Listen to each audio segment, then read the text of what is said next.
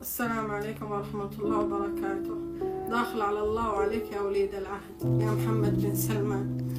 أنا إنسانة يمنية ولدت السعودية، وجاني نصيب خير وتزوجت شخص سعودي قبل النظام الجديد، قبل 8 سنة و9 سنة، وعلى إنه أول شهر وثاني شهر يجريلي في الموافقة، وما جرى في الموافقة، وانتهت إقامتي بعد زواجي عليه بسنة، وتجمع علي المبلغ 35,000. كنت على كفالة أمي إنسانة مريضة سرطان وما رضيت تجددها، ودحين انتقلت إلى رحمة الله وهو ما رضي يجددها. وجاني منه ولد سعودي عمره 5 سنين ومضاف في الأحوال باسمي، بس أنا ماني مضافة وماني عارفة إيش أسوي، وانفصلت من زوجي، لا أنا متزوجة ولا أنا مطلقة، معلقني ومحرومة من شوفة ولدي.